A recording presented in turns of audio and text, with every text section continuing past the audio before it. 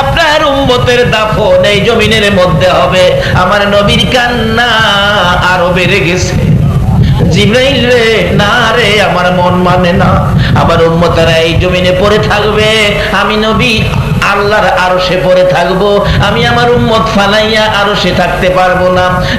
জিবরাইল, আমার পক্ষ থেকে একটা প্রস্তাব আমার প্রভুর দরবারে তুলে ধরো, আমার উম্মতেরা যদি এই জমিনের মধ্যে থাকে রে, আমি নবী আরশে যাব না, আমি আমার গুনাহগার এতিম উম্মতের পাশে এই জমিনের মধ্যে থাকবো। জিবরাইল বলেন, ইয়া রাসূলুল্লাহ, এই জমিনের মধ্যে পড়ে থাকবেন, উম্মতের কি ফায়দা হবে, আপনার কি লাভ হবে?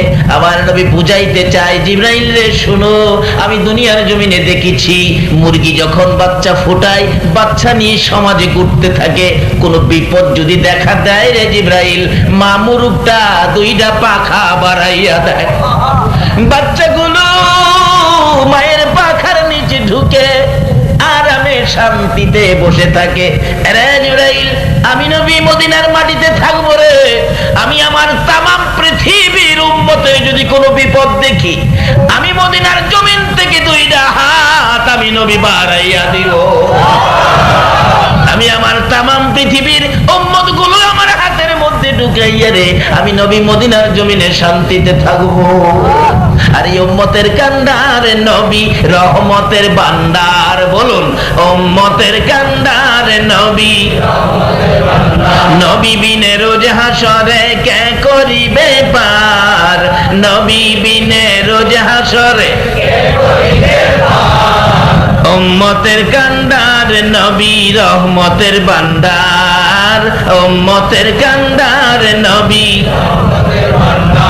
মোদের নবী দয়ার সাগর, গুনাহগার উম্মতের পাগল, মোদের নবী দয়ার সাগর, গুনাহগার উম্মতের পাগল, রোজ হাসরে সেজদায় পড়ে কাঁদবে যারে যার, রোজ হাসরে সেজদায় পড়ে কাঁদবে যারে যার, উম্মতের কান্ডার নবী রহমতের ভান্ডার, উম্মতের কান্ডার নবী রহমতের ভান্ডার, যাইয়া দেখো মদিনাতে কান্দে নবী দিনে রাইতে, যাইয়া দেখো মদিনাতে কান্দে নবী দিনে রাইতে, মাফ করিয়ে দাও গো খোদা উম্মত গুনাহগার, মাফ করিয়ে দাও গো খোদা উম্মত গুনাহগার,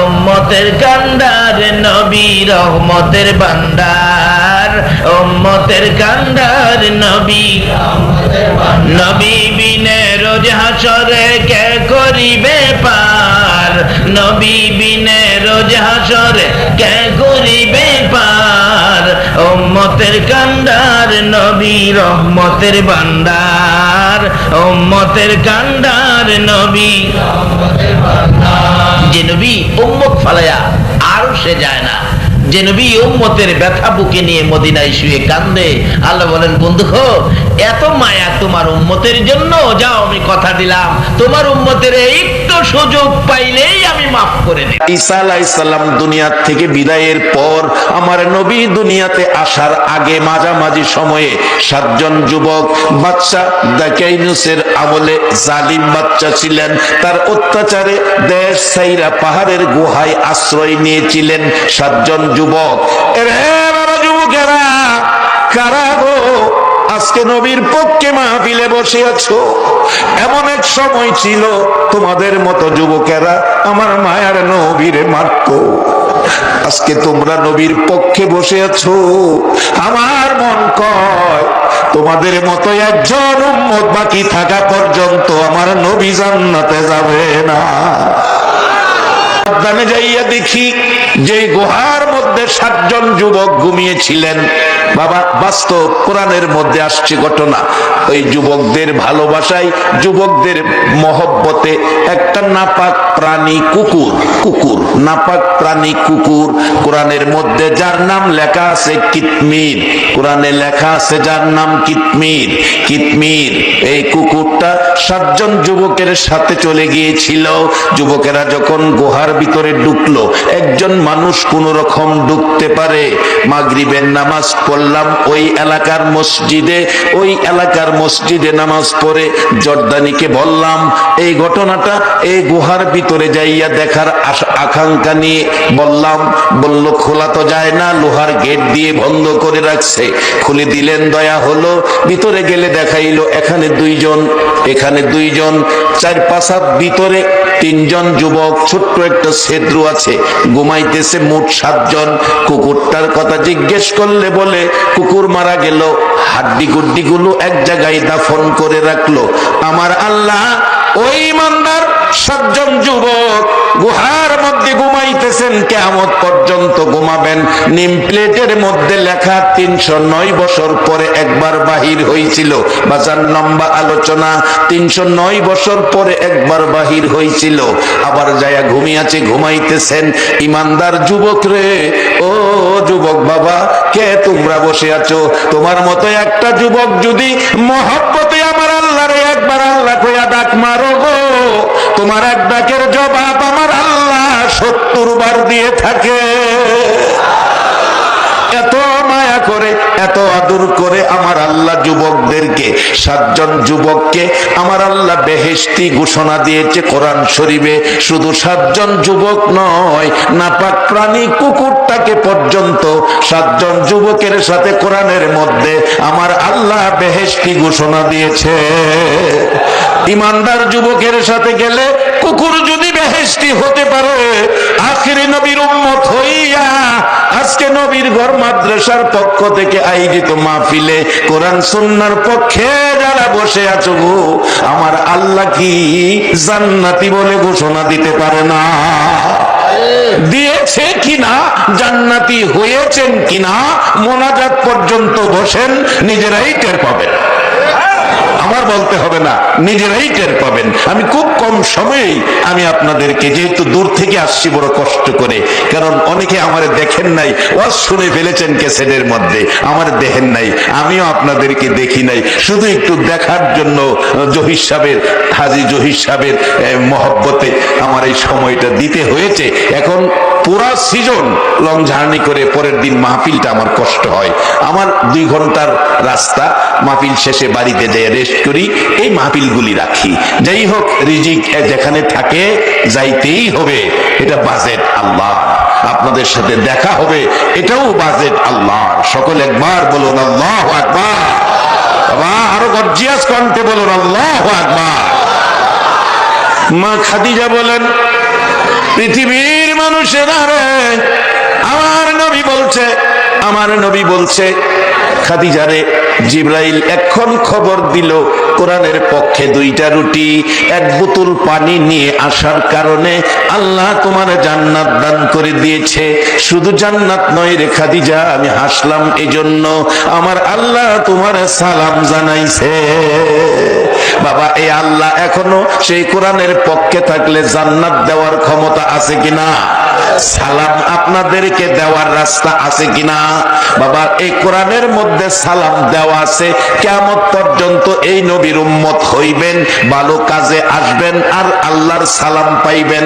তানাজ্জালুল মালাইকাতু ওয়ার রূহু ফিহা বিইজনি রাব্বিহিম মিন কুল্লি আমরিন সালাম। আল্লাহর পক্ষ থেকে আপনাদের প্রতি সালাম। মাগো মেয়ে লোকেরা, তোমাদের প্রতিও আল্লাহর পক্ষ থেকে সালাম জারি রয়ে গেছে। বাবারা, কোরআনের পক্ষে গেলে মা খাদিজা যদি সাথে সাথে জান্নাতের খবর পায়, আমার নবী খুশি হইলেন। এবার মা খাদিজা কাঁদতেছেন আর ডাকতেছেন, হুজুর আমি কান্দি। রাসূল বলেন, খাদিজা রে, খুশি হওয়ার কথা, কাঁদতেছো কেন? হুজুর কান্দি, আপনার কাছে একটা কথা আছে। কি কথা?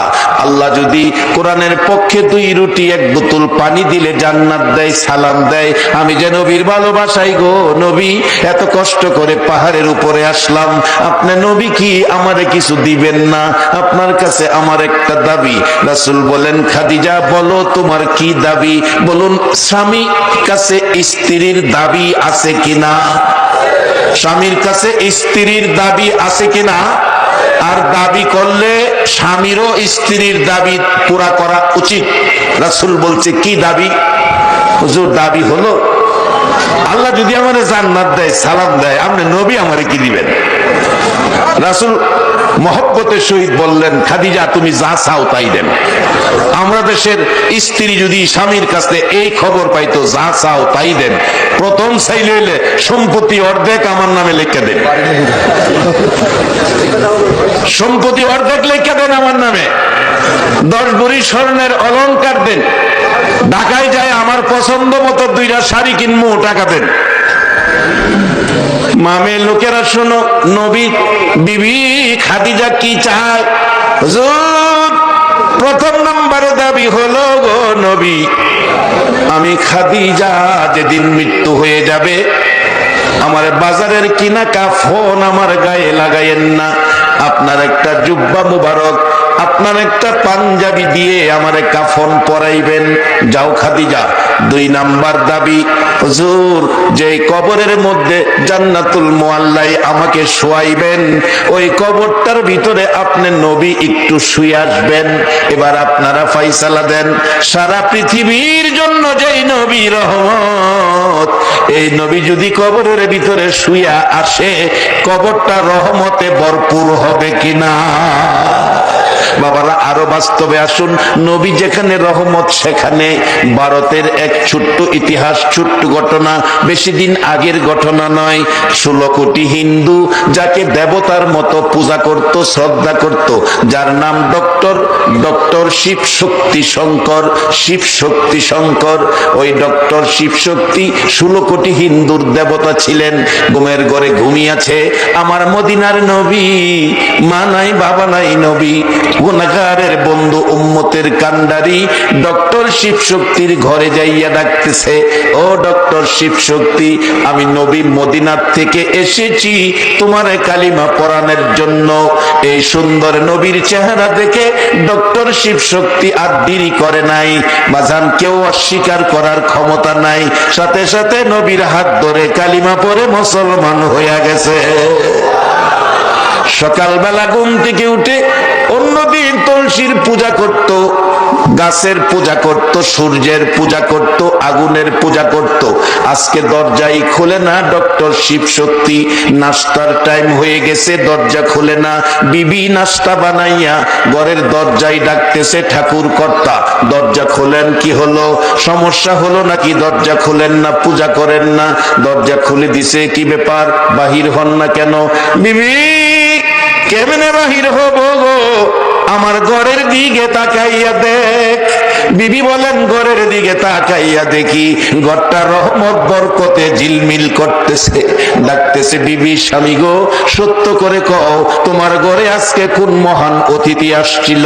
ডক্টর শিব শক্তি বলছে, ও বিবি, আমার ঘরে আজকে মদিনার নবী আসছিল।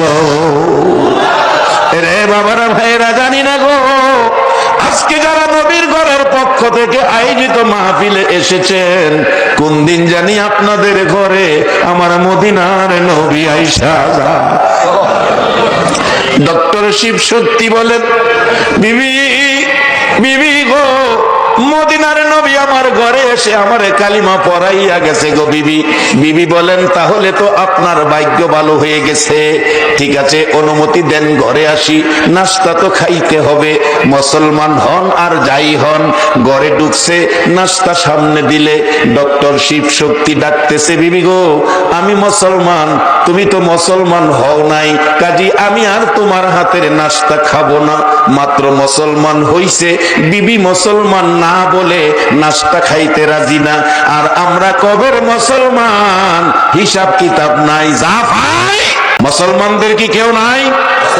মুসলমানদের গার্জিয়ান নাই? বলুন তো দেখি, ইমানি শক্তিতে বলবেন মুসলমানদের গার্জিয়ান কে? আর জোরে বলুন কে? তোমরা ভাবছো মুসলমানদের গার্জিয়ান নাই, তোমাদের এ অত্যাচার চলছে, তোমরা অপেক্ষায় থাকো। আমাদের গার্জিয়ান আল্লাহ, যে আল্লাহ ধরে না ধরে না ধরে না, আর যদি ধরে তাইলে ছাড়ে না। কোরআন বলছে ইন্না আযাবি লাশাদীদ, আল্লাহর ধরা বড় শক্ত, অপেক্ষায় থাকো। বহু অত্যাচার মুসলমানের উপর করেছো, আর বেশি দিন নাই, আমার আল্লাহর ধরা বাজেট হয়ে যাচ্ছে, তোমাদের উপর আইসা যাবে। পারবো নি আল্লাহ? পারবো পারবো পারবো কিনা নমরুদ রে ভাইলে জিগাইন। নমরুদের বিরুদ্ধে না কি বাহিনী পাঠাইছি নজর? মশা মশা মশা মশা দিয়া নমরুদ বাহিনীর সাইজ করে লাইছে। এই মশা কি আল্লাহর গোডাউনে আছে না? হন আমার হনে আবার নতুন মশা আবিষ্কার হয়েছে, এটা জানি কি মশা কয়, একটাই কামড় দিলে বলে 1 মাস হসপিটাল তাহলে লাগে। ডেঙ্গু না, ডেঙ্গু না, চিকুনগুনিয়া। বাজান, চিকুনগুনিয়ার পাওয়ার যদি এত হয়, আর এরা যদি মুরাগুনিয়া হয়, অবস্থা কি হইব? এবার সত্য কিনা কইবেন, এই চিকুনগুনিয়া মশা কার বানানো? না আমেরিকার প্রেসিডেন্টে বানাইছে? হ্যাঁ রে, ও সাইজ কেরালায় বোধর তল্লে।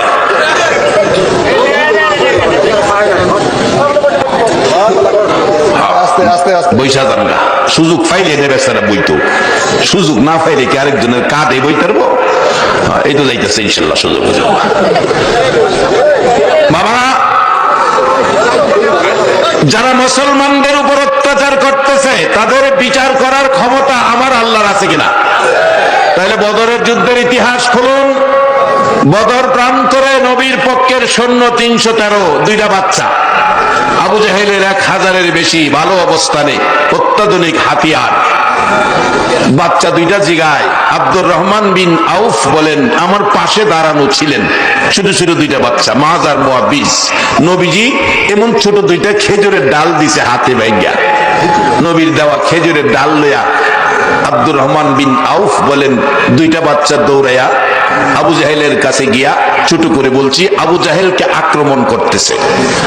আবু জাহেল গড়াগড়ি করতেছে আর বলতেছে আমার জীবন শেষ কিরা ফালাইতেছে। আবু জাহেলের ছেলে আকরামা আইসা কয় আব্বা কোন কি? খেজুরের ডাল, বাচ্চা মানুষ একটু আঘাত করে আপনি কোন মাইরা ফালাইতেছে? কয় তুই একটা মাইর খাইয়া দেখ। আকরামা ভাবলেন ঠিকই বাবার কষ্ট, চকচকে তরবারি, সাদা চকচক করছে। আব্দুর রহমান বিন আউফ বলেন আমি দেখি তরবারিটা উঠাইলেন, বাচ্চাটা, ছোট বাচ্চাটার ডাইন গর্দানের উপর আঘাত করলো, ঠাস করে হাড্ডি কাইটা, গোশত কাইটা হাতটা নিচে নেমে গেল। তোমার হাতের নাস্তা আমি খাইতাম না, কারণ আমি মুসলমান। মুসলমান কারে কয়? আর হনে মুসলমানের হিসাব কিতাব নাই, যা পাই তাই খাই। বিবি কয় স্বামী এতদিনের মহব্বত কিছুক্ষণে ভাঙ্গা দিবা, আমিও তোমারে নাস্তা না খাওয়াইয়া ছাড়তাম না। রুটির মধ্যে তরকারি লাগাইয়া মুখের মধ্যে ধাক্কাইতেছে। ইসলাম বলছে স্ত্রী স্বামীর মুখে খাবার তুলে দিবে, এটা ইসলাম। খালি স্ত্রীই দিব আপনি খাইবেন এরকম না, মাঝে মাঝে স্বামীও স্ত্রীর মুখে খাবার তুলে দিবেন।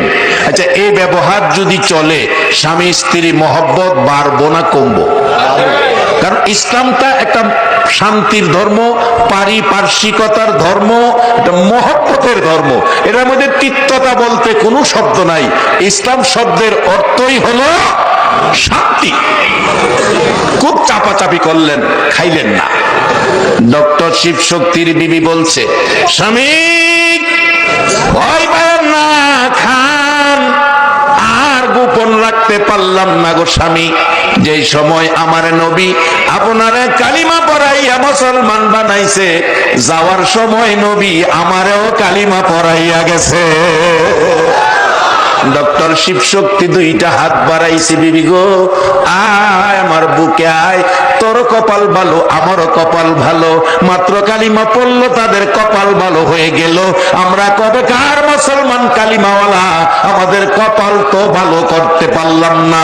বাজান আসেন কিভাবে কপাল ভালো করব, আসুন সামনে এই কোরআনের পক্ষটাই কপাল ভালোর জন্য যথেষ্ট। আইসা গেছি মূল আলোচনায়। এবার খাওয়াইলেন, খুশি, দুইজন খুশি। বিয়ের উপযুক্ত একজন মেয়ে ছিল ডক্টর শিবশক্তির। উনি মুসলমান হওয়ার পর উনার নাম রেখেছে ডক্টর ইসলামুল হক। উনি বাংলাদেশেও আইসা বেড়াইয়া গেছেন মুসলমান হওয়ার পর।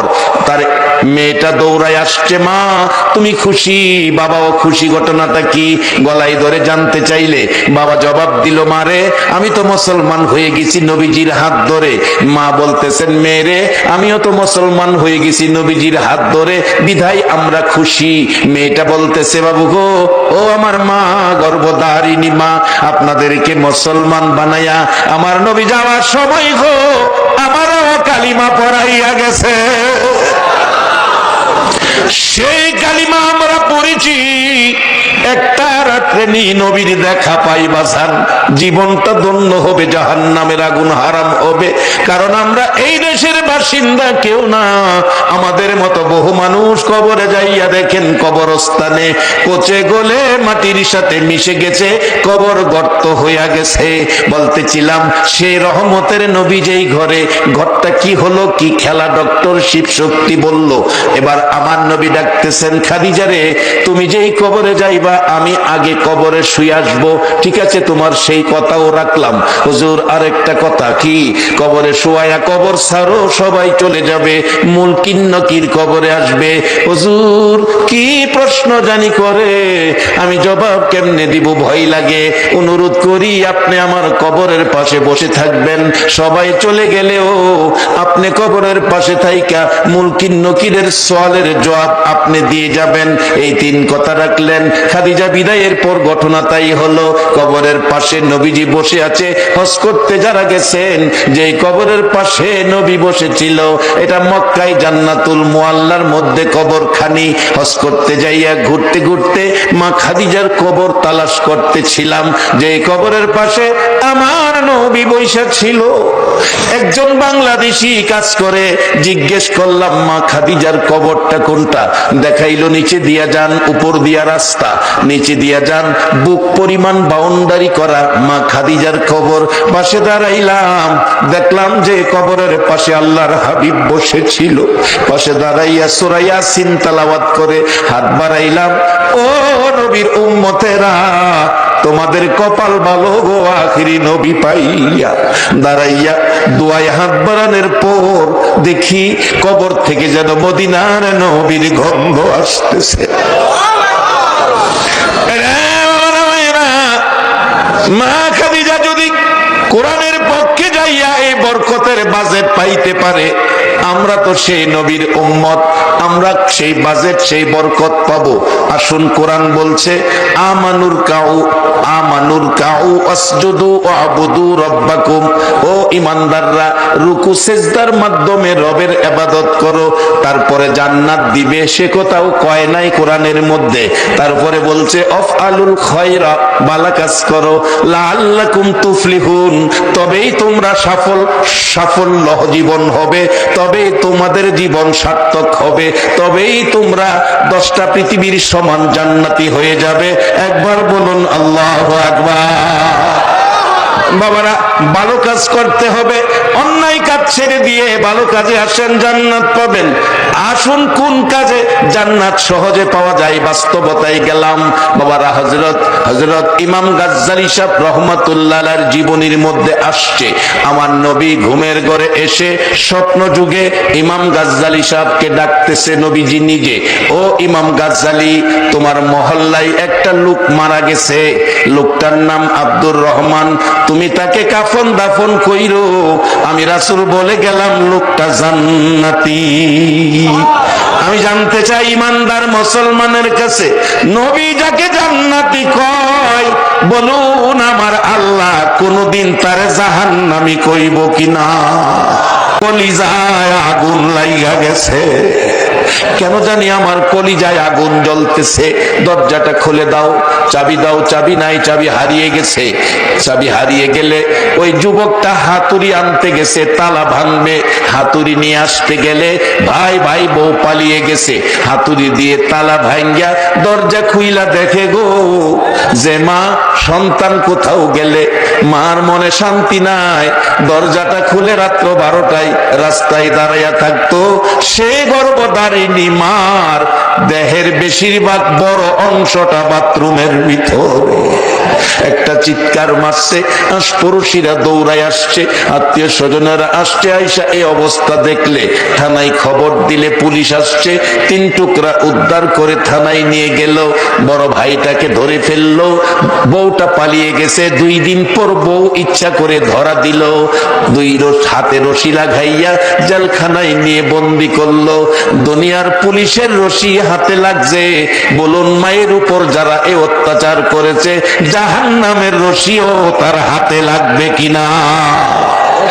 নামাজ রোজা যতই পড়ো, এই আচরণ যদি করো, তাহলে তোমার নামাজ রোজা দিয়ে জান্নাতে যাওয়া তোমার সম্ভব হবে না। কি করতে হবে? সেজন্য কোরআন সুন্নাহর মধ্যে সেই রাস্তা রয়ে গেছে।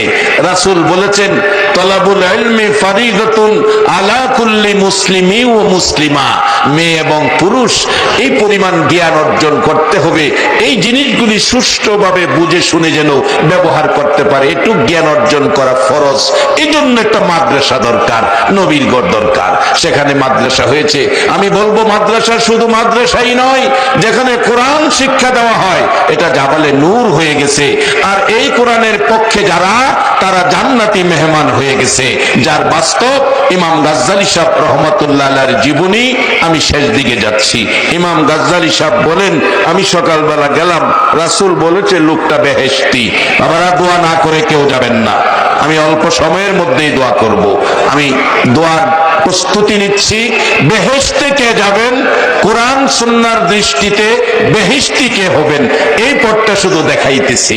ইমাম গাজ্জালী সাহেব সকালবেলা গিয়ে দেখলেন আব্দুর রহমান মারা গেলেন, দাফন করবেন, লোকজন আসছে। গাজ্জালী সাহেব বললেন, আমিও সেই অনুষ্ঠানে আছি। লোকেরা কয়, হুজুর এই লোকটা তো একজন সাধারণ মানুষ ছিলেন, আপনার মতো একজন এত বড় আলেম আসলেন। হুজুর, জি, এত বড় আলেম আসলেন, আমরা তো কেউ খবর দেই নাই। রাসূল বলেন, তোমরা খবর দাও নাই, মদিনার নবী আমাকে খবর দিয়েছে। এবার জানতে চাই লোকটা কি আমল করেছে। তারা বলেন, হুজুর লোকটা তো একজন শ্রমিক ছিল, কাঠ মিস্ত্রি ছিল, তার তো বড় কোনো আমলের খবর আমরা জানি না। তাহলে তার স্ত্রীর সাথে কথা বলি। পর্দা করে দিলেন, ভিতরে স্ত্রী, বাহিরে ইমাম গাজ্জালী। ডাকতেছেন, মাগো তোমার স্বামী জীবনে কি আমল করলো? রাসূল এসে বেহেশতের খবর দিল। মহিলা কাঁদতেছে আর বলতেছে, হুজুর আমার স্বামী 2টা আমল করতে দেখেছি।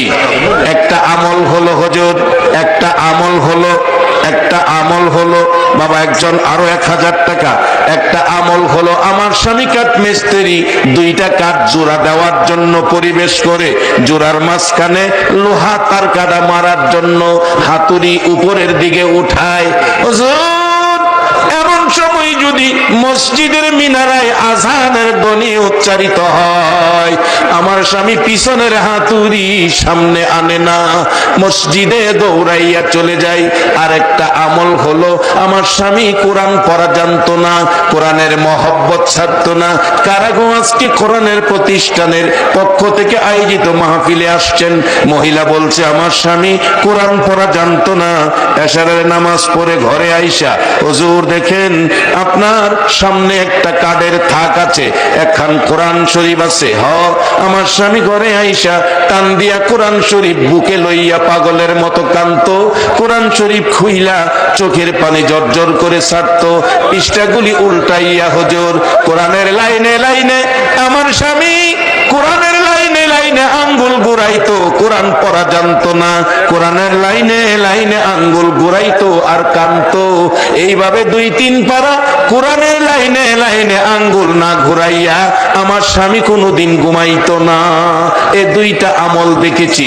ইমাম গাজ্জালী সাহেব বলেন, পৃথিবীর মানুষের রে আমি টান দিয়া কোরআন শরীফ নামাইয়া কোরআন শরীফ খুইলা দেখি, ওই কাঠমিস্ত্রি কোরআন পড়া জানে না, কোরআনের পাগল, কোরআনের লাইনে আঙ্গুল ঘুরাইতো, চোখের পানি পড়তো, কোরআনের প্রত্যেক পাতায় লাইনে লাইনে ওই কাঠমিস্ত্রির চোখের পানি দেখা যায়। ইমাম গাজ্জালী সাহেব ডাকেন, এই পৃথিবীর মানুষেরা, এই কোরআনের লাইনে আঙ্গুল ঘুরাইয়া আজান দিলে মসজিদে যাইয়া এমন এক জান্নাতি হলো যার খবর মদিনার নবী এসে দিয়ে গেল। বাবারা, এই 2টা আমল আজকের মাহফিল থেকে আপনাদের কাছে রেখে গেলাম। কোরআনের পক্ষে থাকবেন, কোরআন পড়া জানেন না, কোরআনের পক্ষের মেহমানকে ভালোবাসা দিবেন। কোরআনের পক্ষের একটা ছাত্রকে যদি কেউ বাড়িতে নিয়ে 1 ওয়াক্ত খানা খাওয়ান, 40 দিন পর্যন্ত আপনার আমলে গুনাহ লেখা হয় না। এই কোরআনের ভালোবাসা থাকলে, পড়া জানেন না, আঙ্গুল ঘুরাইলে, আজান দিলে, কাজ ফালাইয়া মসজিদও গেলে মদিনার নবী এসে জান্নাতের খবর দেয়। জানি না আজকে যারা বসে আছেন গো, কার জন্য কবে জানি আমার নবী এসে জান্নাতের খবর দেয়া যায়। আসুন দোয়া হবে, এখন এই দোয়ার জন্য প্রস্তুতি নিতেছি। আসুন দোয়া করি। আস্তাগফিরুল্লাহ রাব্বি মিন কুল্লি যামবি ওয়া আতুবু ইলাইহি লা হাওলা ওয়ালা কুওয়াতা ইল্লা বিল্লাহিল আলিয়্যিল আযীম। আস্তাগফিরুল্লাহ রাব্বি মিন কুল্লি যামবি ওয়া আতুবু ইলাইহি লা হাওলা ওয়ালা কুওয়াতা ইল্লা বিল্লাহিল আলিয়্যিল আযীম। সাল্লাল্লাহু আলা সাইয়্যিদিনা ওয়া মাওলানা মুহাম্মদ ওয়া আলা আলিহি ওয়া আসহাবিহি ওয়া বারিকা ওয়া সাল্লিম। আসুন দোয়ায় শরীক হন। মাগো দোয়ায় শরীক হও মা। আল্লাহুম্মা আমিন। মাগো মেয়ে লোকেরা হাত বাড়াও মা, মাহফিল তো বিদায় হইয়া যাইতেছে। রব্বানা যালামনা আনফুসানা ওয়া ইল্লাম তাগফির লানা ওয়া তারহামনা লানাকুনান্না মিনাল খাসিরিন। রব্বিরহামহুমা কামা রাব্বায়ানি সগীর। সকলের জন্য তোমার কাছে দয়া চাই, তোমার মায়ার কোটে হাত বাড়াই। মাবুদ রে, মেয়ে বুঝি না, পুরুষ বুঝি না, নেককার বুঝি না, গুনাহগার বুঝি না, যুবক বুঝি না, বুড়া বুঝি না, এই মাহফিলে উপস্থিত অনুপস্থিত যারা ছিল রে আল্লাহ, সকলের জীবনের গুনাহগুলো তুমি মাফ করে দাও। মাবুদ, আমরা গুনাহগার, তুমি গাফফার, আমরা গুনাহ করি, তুমি মাফ করো। মাফের আশায় হাত বাড়াইছি, ফিরাইও না, ঘুরাইও না। কার জীবনে কত গুনাহ হিসাব জিগাইয়া লজ্জা দিও না। এই মাহফিলের খাতিরে আমাদের তামাম জিন্দিগির গুনাহগুলো ক্ষমা করে দাও। মাবুদ রে, আর একটা দরখাস্ত করি, তুমি রাগ হইও না। তুমি যদি রাগ হও, আমার মনের দুঃখ কার কাছে কমু জানি না, কার জানি মা নাই গো, মা নাই, মা মা গো, ও মা। সন্তান যদি কোথাও যাইতো, রাত্র 12টায় দরজা খুইলা কান্তা ঘুমা। সন্তানের যদি অসুখ বিসুখ হইতো, বিছনায় বসে বসে সন্তানের মায়াই কান্তা গোমা। সন্তান শীতের মধ্যে শুকনা জায়গায় রাইখা তুমি মা প্রস্রাবের ভিজা জায়গায় শুয়া কাটাইতা। এ মার অভাবী কে জানি হাত বাড়াইছে, বাবার অভাবী কে জানি হাত বাড়াইছে রে আল্লাহ। মাবুদ, মার অভাবীরা কি করে? ছোট্ট একটি ঘটনা চাকরি জীবনের মধ্যে দেখেছি। ছাত্র জীবন, চাকরি জীবন, ওয়াজের জীবন, দেশে বিদেশে সফরের জীবনে অনেক ঘটনা নজরে পড়ে। মালয়েশিয়া মাহফিলে গেলে, মাহফিল শেষে মোনাজাতে হাত বাড়াইলে কত যুবকেরা পিছনে দাঁড়ায় কান্দে আর ডাকে, হুজুর বাবা আধা কানি জমি বিক্রি করে বিদেশ পাঠাইছে, খবর পাইছি গো বাবা বলে মারা গেছে। হুজুর 2টা মাসের বেতন বাবারে দিয়া খাওয়াইতে পারলাম না, বাবা মারা গেছে। কত ছেলেরা ডাকে, হুজুর দোয়া কইরেন, বিদেশ পয়রা রইছি টাকার জন্য, মা মারা গেছে, জানা যায় যাইতে পারলাম না। হ্যাঁ বাবু, চাকরি জীবনের মধ্যে একটা ঘটনা বাস্তবে নজরে পড়ছে। একটা ছেলে 4 বছর বয়স, মা আবার বাচ্চা হবে, ডেলিভারি হবে। ছেলেটা মার কাছাকাছি থাকে, মা কান্দে প্রসব ব্যথার যন্ত্রণায়। ছেলেটা মার কাছে দৌড়ায় যায়, চোখের 4 বছর বয়সের বাচ্চা তো বুঝে না, নানা কুলে লইয়া ঘরের বাহিরে চলে গেছে। 1 দিন 2 দিন পার হয়ে গেল, গ্রামের বাড়িতে চেষ্টা করলো, বাচ্চা তো ভূমিষ্ঠ হলো না। গ্রামের মহিলারা বলছে আমাদের দ্বারা সম্ভব না, হসপিটাল পাঠাইয়া দেন। রিক্সা গাড়ি ঘোড়ার ব্যবস্থা তখন কম ছিল, রাস্তাঘাট তখন ছিল না। একটা রিক্সা আনলেন, সন্ধ্যার আগে আগে মহিলাকে রিক্সায় উঠাইলে মা কাঁদতেছে, ডাকতেছে, আমার ছেলেটা কই রে, আমার ছেলেটা কই, আমার বাবারে আমি দেখা যাই, আমার অবস্থা বলে ভালো না।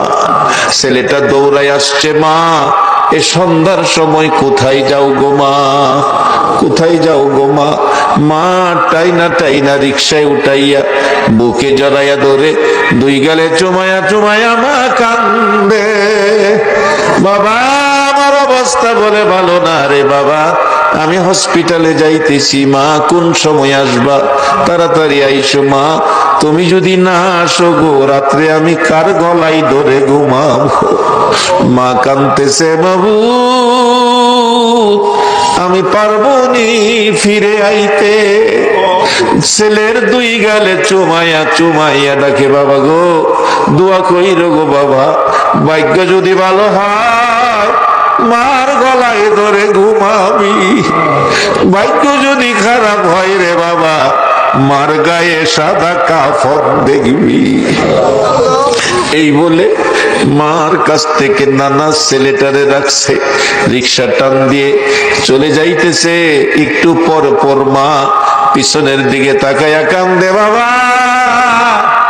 দোয়া কইরো মার গলায় ধরে ঘুমাইতে, ভাগ্য যদি খারাপ হয় রে বাবা এটাই জীবনের শেষ দেখা।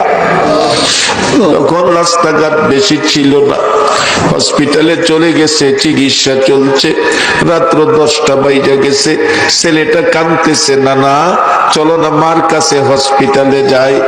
নানা বলছে রাত্রে তো যাওয়ার কোনো ব্যবস্থা নাই রে ভাই, সকালে তোমারে লইয়া যাবো, তুমি ঘুমিয়ে যাও রে ভাই। ছেলেটা কান্দে, নানা গো কেমনে ঘুমাবো, কেন জানি আমার কলিজায় আগুন লাগছে গো নানা। একটু পরে একটা যুবক বাড়ির গেটে এসে ডাকতেছে, চাচা বাড়িতে আছেননি? হ্যাঁ। হসপিটালের খবর জানেননি না? সকালে যাব। চাচা যায়েন না, খবর ভালো না গো, আপনার মেয়ে ডেলিভারিতে মারা গেছে।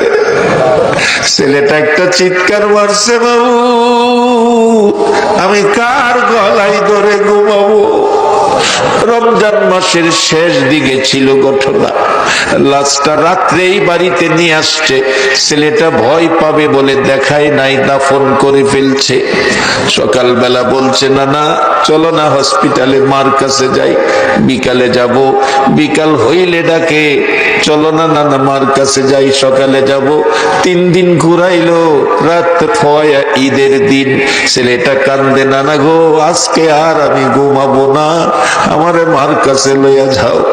নানা নাতিরে লইয়া তার বাবার কাছে গেছে। বাবারে তোমার ছেলে তুমি রাখো, আমি আর পারি না। বাবার গলায় ধরে কান্দে, বাবা বলো না গো আমার মা কই। উদ্ধার করতে গিয়েছে,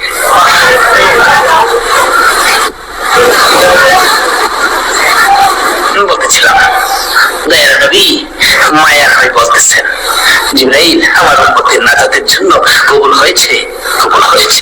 হাসাইন আর হুসাইন দুই ভাই আন্দায়া ধরে দুই গেলে চুমায়া চুমায় বেঁধে দিচ্ছে। হুসাইনকে খুঁজে নিয়ে বলতেছেন, হুসাইন হুসাইন, দুই গেলে চুমা দেয়, তুমি আমার, আমি তোমার।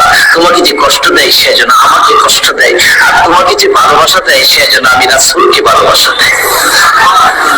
আজকে হুসাইনের ভালোবাসা এখানে বসা, হুসাইনের অনেক পরে আওলাদ রাসূলকে ভালোবাসা। ইতিহাস খুলে দেখুন যে এই ভালোবাসায় হযরত জুনায়েদ বাগদাদী রাহমাতুল্লাহ আলাইহি আল্লাহর ওলি হয়েছে। জুনায়েদের জীবনী খুললে পাওয়া যায়, জুনায়েদ ইরাকের বাদশার পালিত পালোয়ান ছিলেন। এত বড় পালোয়ান ছিলেন, বাবারি বাবা। ইরাকের বাদশা একদিন বলেন, জুনায়েদ এত খানা তোমাকে খাওয়াই, এত টাকা বেতন তোমাকে দেই, তুমি কত বড় পালোয়ান হইলা, তোমার শক্তি তো আমি দেখলাম না, আমাদের তো দেখা দরকার ছিল।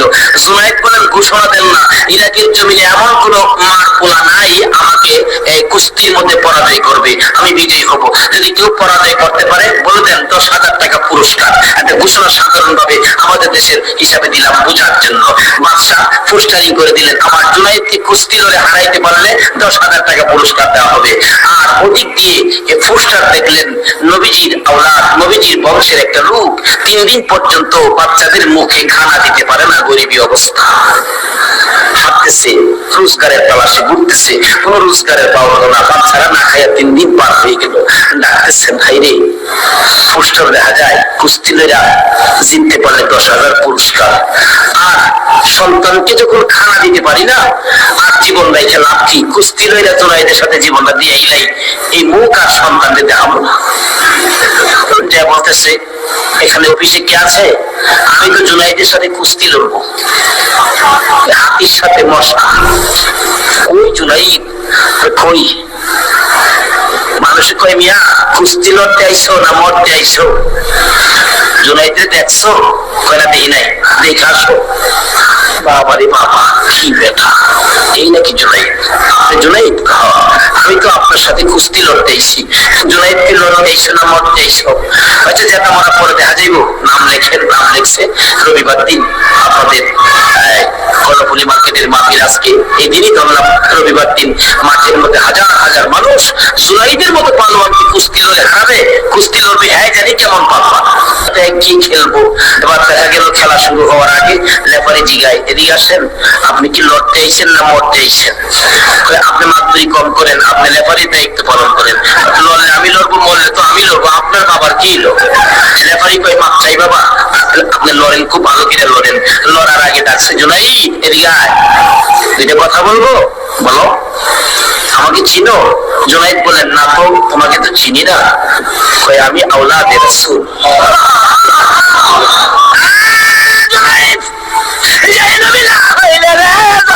কিছু হইতো না, আমি সেই নবীর বংশের লোক, আমি সেই আওলাদে রাসূল। জুনায়েদের 3টা দিন পার হয়ে যায়, সন্তানের মুখে খানা দিতে পারি না। অসহ্য হইয়া জীবন দিতে আসছি রে, তোমার সামনে দাঁড়াইয়া আমি শুনি পিছন দিয়ে আমার নবী মদিনার থেকে ডাকে, জুনায়েদ পারবি রে আমি আওলাদে রাসূলের মুখে হাসি ফোটাইতে? এবার জুনায়েদ 2টা চোখের পানি ঝরঝর করে ছেড়ে দিলেন।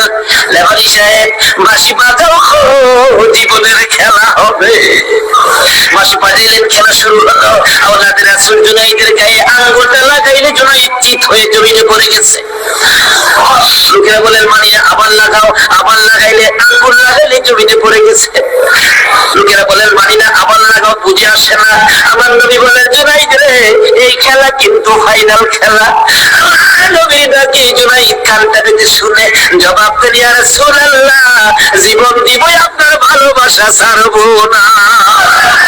আরে নবীর প্রেমের পাগল যারা প্রেম খেলা খেলে, আইরে নবীর প্রেমের পাগল যারা প্রেম খেলা খেলে, নবীর প্রেমে ওয়াজ করনি দন্তদাই ফেলে, নবীর প্রেমে ওয়াজ করনি দন্তদাই ফেলে, নবীর প্রেমের পাগল যারা প্রেম খেলা খেলে, আইরে নবীর প্রেমের পাগল। হানজালা পাগল ছিল, নবীর প্রেমে জীবন দিল।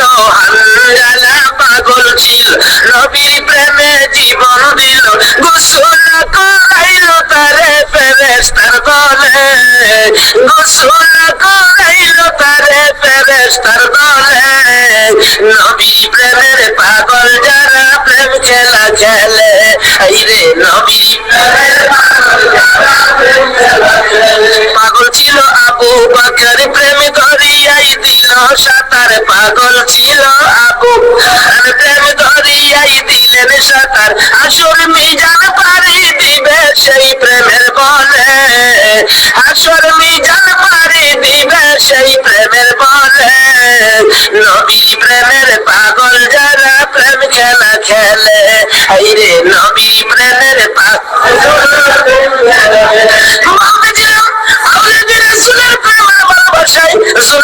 খেলার মাঠে জীবন দিয়ে দিলেন, হাইরা গেলেন, জীবনের সকল মান সম্মান বিলীন করে দিয়ে আওলাদে রাসূলের মান বাড়াইয়া দিলেন। লোকেরা বলেন জুনাইদ গো এ বাদশার দরবারে আর যাও না, মজার খানা আর পাইবা না, মোটা অঙ্কের বেতন তোমাকে আর দেওয়া হবে না, এ বাদশার কাছে আর যাইতে পারবা না। জুনাইদ মাথাটা নিচে দিয়ে দুইটা চোখে পানি ছেড়ে ছেড়ে থাকে, রে মাঠের ময়দানের লোকেরা আমি এই বাদশার দরবারে আর যাইতে চাই না, আমি তো জাহানের বাদশার দরবারে রওনা হয়েছি। জুনাইদ দুইটা চোখের পানি ছেড়ে ছেড়ে বাড়ির ভিতরে ঢুকলেন। লোকেরা জিজ্ঞাসা জুনাইদ গো এইভাবে কেন কাঁদো বুঝতে পারতেছি না। লোকদের সাথে জবাব দেয় সঙ্গীরা রে আমার রাসূল আমারে ডাক দিছে, আমি রাসূলের ডাকে কিছু কাজ করেছি, আমার মনে বড় আশায় আমার কাজে রাসূল খুশি হয়েছে কি। জুনাইদ বলে এশারের নামাজ পড়ে আমি যখন বিছানায় শুইলাম একটু পরে দেখি রাসূল আমার ঘরে হাজির, আমার মাথায় হাত বুলাইয়া ডাকে জুনাইদ রে নিজের সব বিলীন করে দিলে, আমি নবীর ভালোবাসায় আমার আওলাদের ভালোবাসায় এত সব শেষ করে দিলে রে জুনাইদ, আমি সইতে পারি না। আয় রে জুনাইদ আজকের থেকে তুই খালি জুনাইদ না, তোর মাথায় পাগড়ি পরাইয়া দিলাম, আজ থেকে নবীর ভালোবাসার বিনিময়ে তুই আউলিয়াদের মাথার তাজ হয়ে গেছো।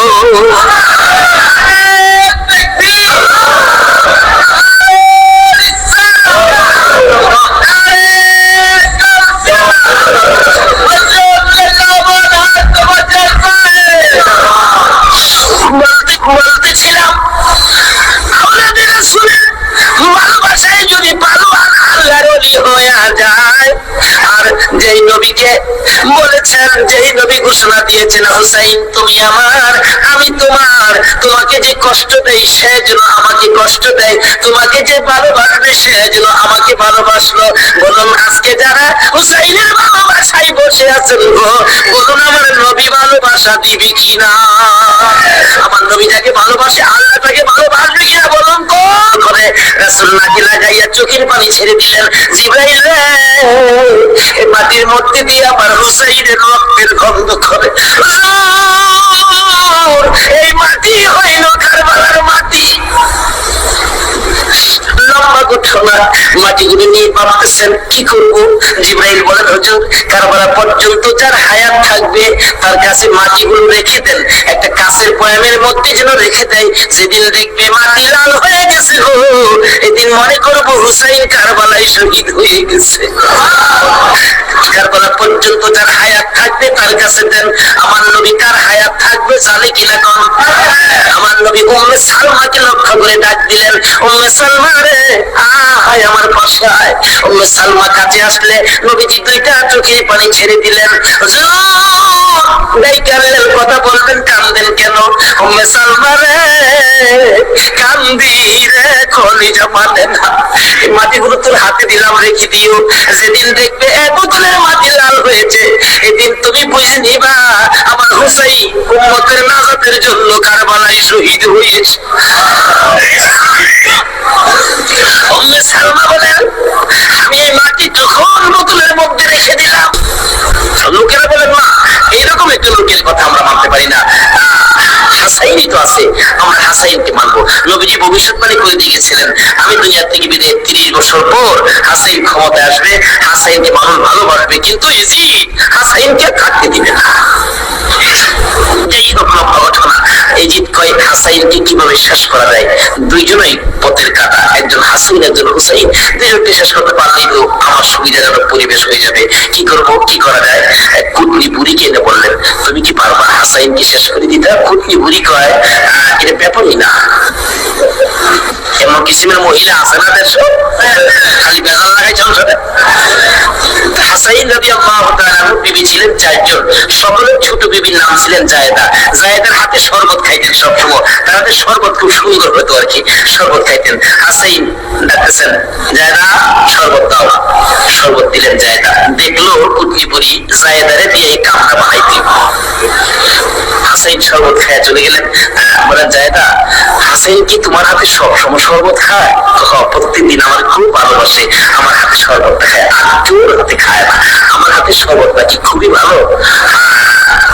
কুটনি বুড়ি কয়, তোমার তো শরবত খায় কিন্তু তোমাকে ভালোবাসে না। কি বলো? আমি যদি ভালোবাসি তুমি জানি কি হবে, আমরা দূরের থেকে যা দেখি তোমার সবচেয়ে কম ভালোবাসে। একটা কাম করো, মেয়েরা কিন্তু খুব সরল মানুষ, সহজে বুঝ মাইনা যায়, একটা কাজ করো, কি আমি বিষ দিয়া যাবো, বিষ খাওয়াইয়া হাসাইনকে মাইরা দাও, ইজিদ হবে এদেশের প্রেসিডেন্ট, বাদশাহ, তুমি হবে রানী। বিন আকিল দাঁড়ায় বললেন, আমি যাবো হুসাইনের পক্ষ থেকে। তার 2টা বাচ্চা ছিল, মোহাম্মদ ইব্রাহিম, সোনার পুতুলের মতো 2টা বাচ্চা, ছোট ছোট।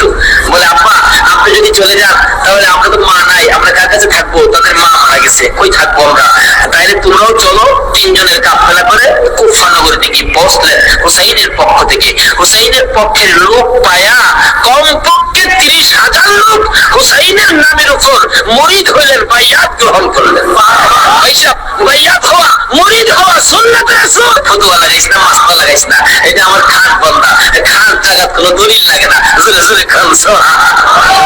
এক আলেম গেছে মুরিদ তো হকানি পীর সাহেবের কাছে, এক আল্লাহর ওলির কাছে গিয়া হুজুর মুরিদ হইতেছি।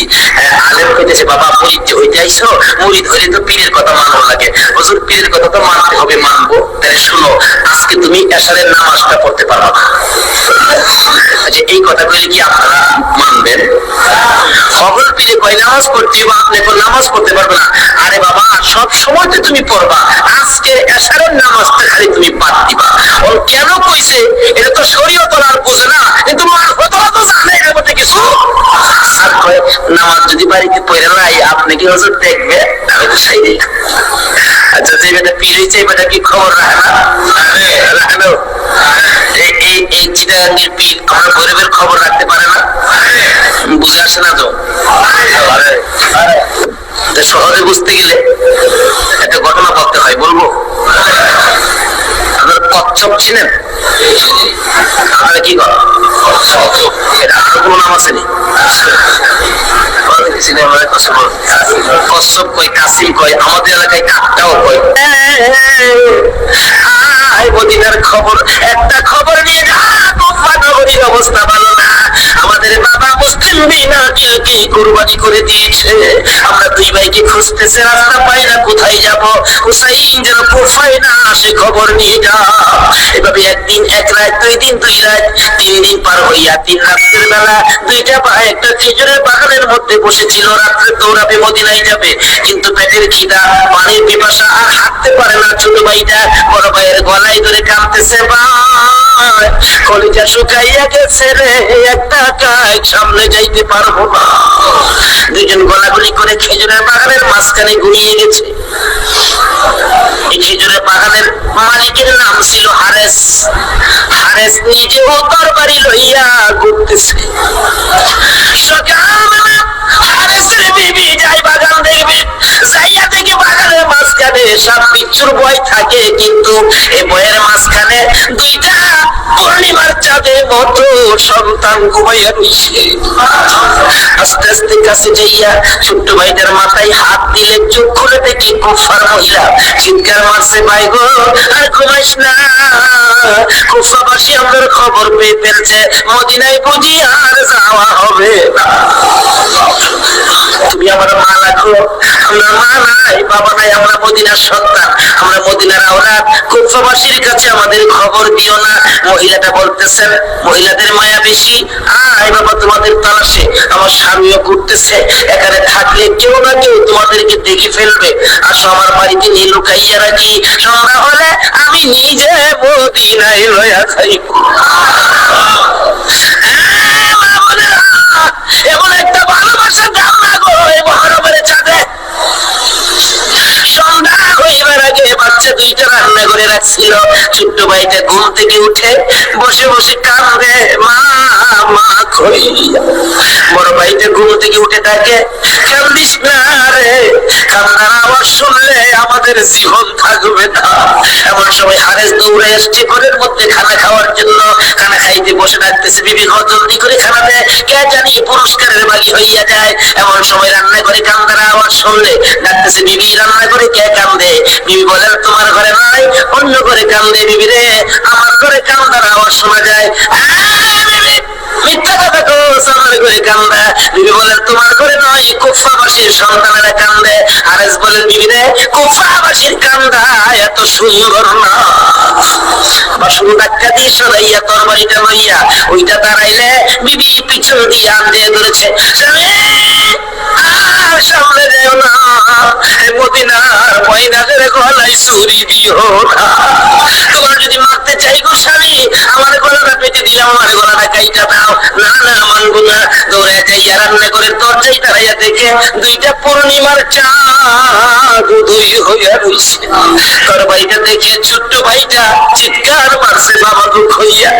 বড় ভাইটা কান্দে, কান্দিস না, আমার বাবা গেল যেইভাবে রে, আমরাও যাইবো সেইভাবে। এইভাবে যারা জীবন দিয়েছে সেটাই হলো আমার আল্লাহর রাস্তা। দুই ভাইকে ধরে মুরগির বাচ্চার মতো শেষরাইয়া বাহির করে যাইতে যাইতে যাইতে যাইতে একটু পরে পরে ছোট্ট ভাইটা জিগায়, হারেছে আপনারা মেরে ফেলবে রে, মারিস নাই, আমার মা নাই, আমার বাবা নাই। আকাশের দিকে তাকাইয়া ডাকে, আকাশের পাখিরা রে, একটা খবর নিয়া হুসাইনের কাছে পৌঁছে দে, হুসাইন যেন কুফায় না আসে। হলেন দেখি দেখি সন্ধ্যা হয়ে যায়, ফুরাত নদীর কিনার দিয়ে যাচ্ছে। হারেস ভাবতেছে, দুইটা সন্তান, দুইটা ছেলে জীবিত যদি নিয়ে যায়, আমার যে শক্তিশালী কেউ আইসা যদি আমার কাছ থেকে নিয়ে যায়, পুরস্কার আমি পাবো না, বরঞ্চ সব করে দুইটা মাথা খালি নিলেই তো হয়। দুইটা ভাইকে সব করার জন্য প্রস্তুতি নিলে শরীর দিকে তাকাইয়া তাকাইয়া বাচ্চারা কাঁদে। ছোট্ট ভাইটাকে জমিনে শোয়াইছে, গলাটা কাঁদবে, লাভ মেরে উইটা গেছে।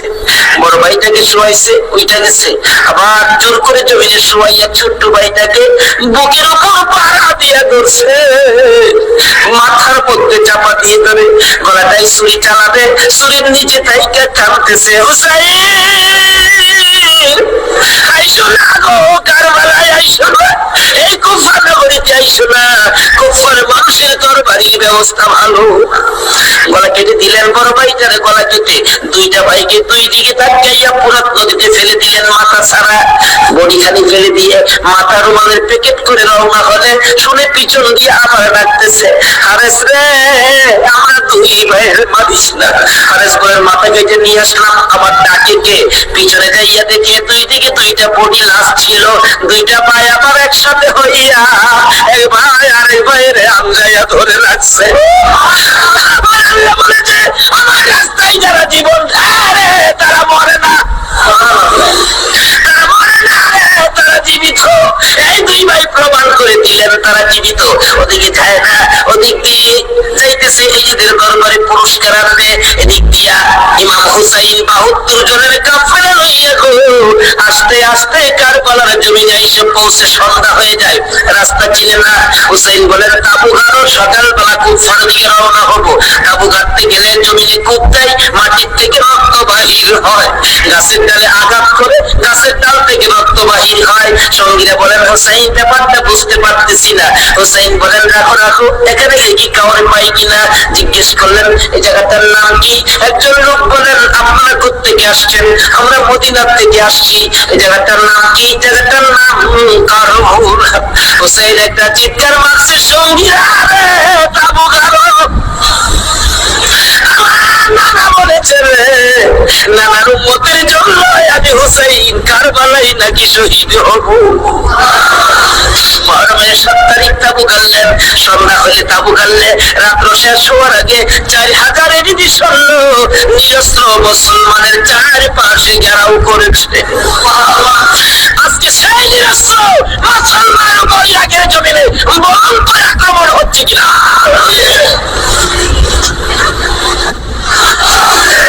সকালবেলা ডাকে, হুসাইন যুদ্ধ করো। হুসাইন বলেন, আমি যুদ্ধ করতে আসি নাই, বেড়াইতে আসছি। যেতে দেখো চিঠি পাই আসছি বেড়াইতে, কোনো কথা মানবো না, যুদ্ধ করো। একদিন, 2 দিন, 3 দিন পার হইয়া মুহররমের 9 তারিখ দিবাগত 10 তারিখের রাত্রে শেষ চিন্তা দেখা। হুসাইন তাবুর বাতিরা জ্বালায় বলতেছেন, তোমরা কথা শুনো। কি এখন অবস্থা ভালো দেখা যায় না, যুদ্ধ করার তো কিছু নাই, তোমরা আমার একটা কথা শুনো। কি? বাতিরা নিবাই দিলেন। নিবাই দিয়ে বলতেছেন যে যেদিক দিয়া পারো কারবালা ছাইরা তোমার নিজেদের জান বাঁচাও, কিন্তু হুসাইন কারবালায় শহীদ নানার উম্মতের নাজাতের জন্য। সারা রাত কান্নাকাটি। 9 তারিখ দিবাগত রাত্রে টিভির বর্তমানে বন্ধ রাখতে, রেডিওর চাবিটা বন্ধ রাখতে, হুসাইন কারবালায় সমস্ত লোকদেরকে 72 জনের কাফেলা নিয়ে কান্দে। আর আমরা সেই তারিখে টিভি চালাই। কিসের মহব্বত আর কিসের মায়া আর কিসের নামাজ তুমি পড়েছো?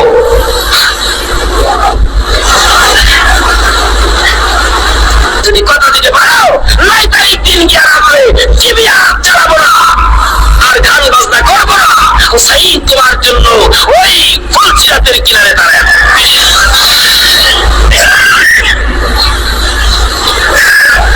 সকাল হয়ে যায়, ফজর আজান দিয়ে নামাজ পড়ে। নামাজ পড়লেন, এত বিপদ, তারপরও হুসাইন নামাজ ছাড়ে না পড়ে। বুঝে গেল এই নামাজ ছাড়া গেলে হুসাইনকে পাবো না।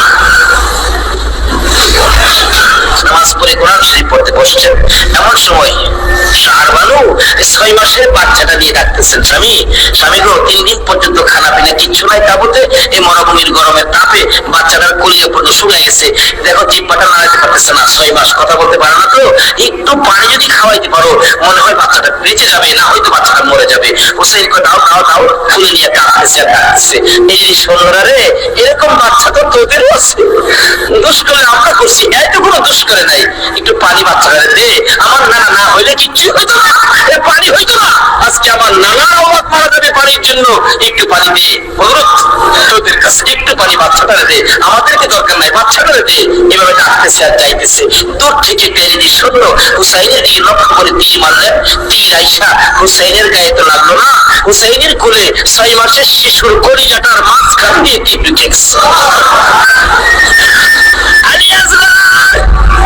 বাবার মুখের দিকে তাকায় জিহ্বাটা বাহির করে দিছে, 2টা চোখ উল্টাইয়া চোখের পানি ছেড়ে ছেড়ে বুঝাইতেছে, বাবা গো, মায়ের কাছে বলে দিও আর জীবনে পানি চাইতাম না। হুসাইন বলেন, টান দিয়ে তীরটা যখন খুলে ফেললাম, তীরের আগের মধ্যে আমার বাবার কলিজা ছিঁড়া আইসা পড়ছে।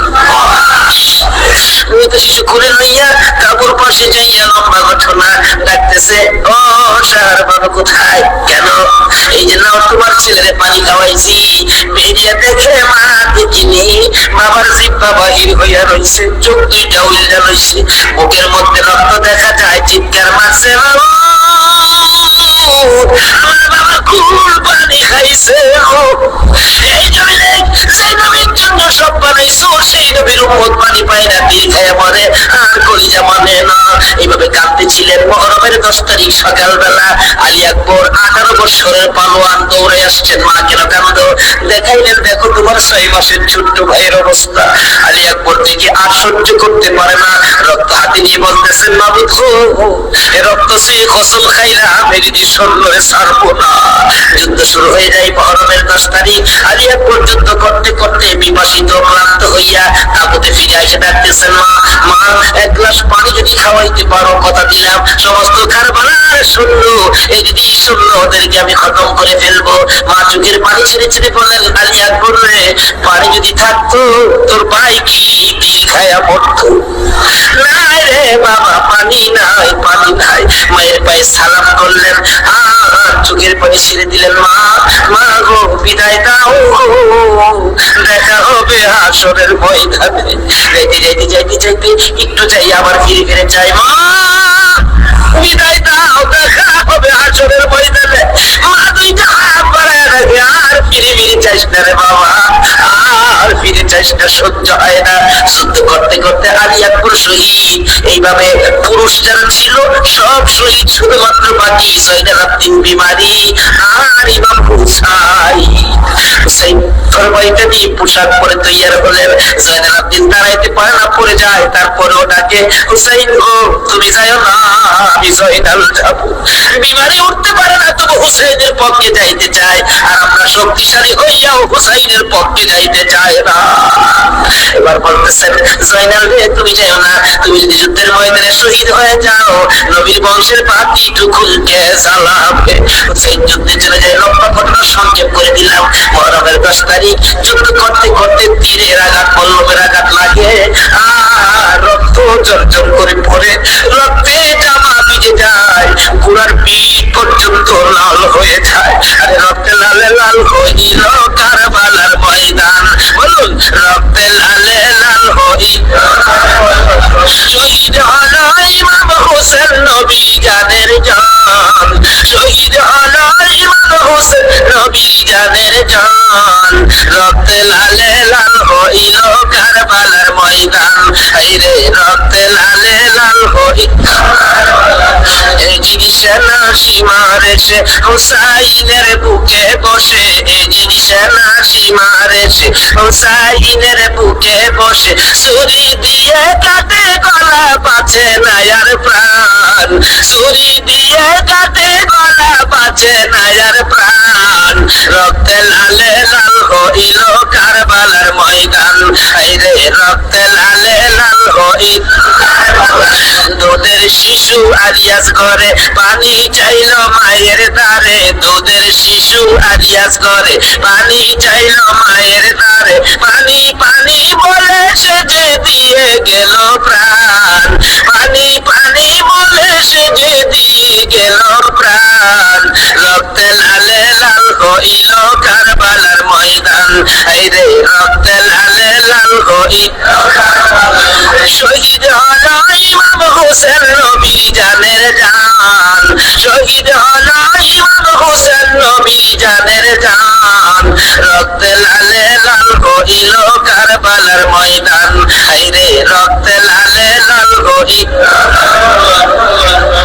বলতেছিলাম হুসাইন সমস্ত শরীর থেকে রক্ত ঝরে ঝরে দুর্বল হয়ে যায়, পানির পিপাসিত ক্লান্ত হইয়া কুরাত থেকে নেমে যায়। পুরাত নদীর কোনার কিনারে যাইয়া একটু পানি হাতে নেয় খাওয়ার জন্য, হাতে নেয় পানি হয়ে যায় রক্ত। হুসাইন কান্দে, মাবুদ গো আমার নানা না হইলে কিছু হইতো না, আমার নানা না হইলে জগতের কিছু হতো না, পানিও হতো না। আজকে নানার বংশ, নানার আওলাদ পানি পায় না, আমি হুসাইন পানি খাবো না। এবার দৌড়া যাইয়া আবার চাইলেন ঘোড়ার উপরে উঠবো, যুদ্ধ করবে। হুসাইন ঘোড়ার উপরে উঠতে চায়, শরীর দুর্বল, ঘোড়ার উপরে উঠতে পারে না, বারবার চেষ্টা করে উঠতে পারে না। অবশেষে ঘোড়ার উপরে পিঠটার মধ্যে হাতটা দিয়ে মাথাটা ফালাইয়া কাঁদতেছে, বাবা